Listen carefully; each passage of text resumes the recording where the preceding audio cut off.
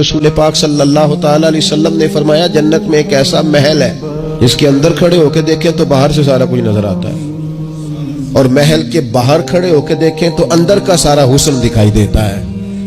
تو حضور توجہ دلاتے تھے تو صحابہ میں شوق پیدا ہوتا تھا، یا رسول اللہ کس کو ملے گا؟ ویسے ہی دنیا میں بھی بندہ کو اچھا گھر دیکھتا ہے تو کہتا ہے یار کتنا اچھا نقشہ ہے، کس خوبصورتی سے بنایا، اور جب حضور ذکر کریں اور جنت کے محل کا ذکر کریں شوق صحابہ کا توانا ہوتا تھا۔ عرض کی یا رسول اللہ صلی اللہ علیہ وسلم کس کو ملے گا؟ تو نبی پاک نے 4 باتیں بیان کی۔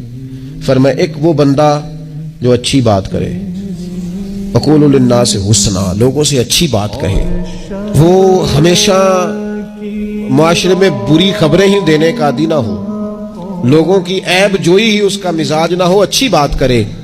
اور دوسرا رسول پاک نے فرمایا کھانا کھلائے، اہل ایمان کی دعوتیں کرے، اور تیسرا فرمایا کثرت سے روزہ رکھے، اور چوتھا فرمایا جب لوگ نیند کے مزے لے رہے ہو نا تو یہ اٹھ کر اپنے رب کی عبادت کرے۔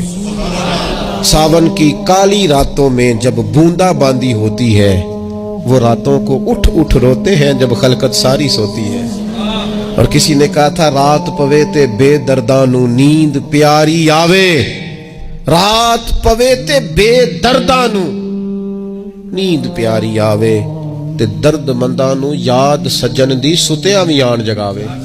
فرمایا جب لوگ خواب خرگوش میں ہوں، نیند کے مزے لے رہے ہوں، تو رب کے بندے اٹھ کے اپنے رب کو یاد کرتے ہیں۔ والذین یبیتون لربہم سجدا وقیاما، یہ 4 چیزیں جن لوگوں میں پائی جائیں حضور فرماتے ہیں انہیں وہ عالی شان محل ملے گا جس کی تعریفیں گویا خود رسول کریم نے بیان فرمائی۔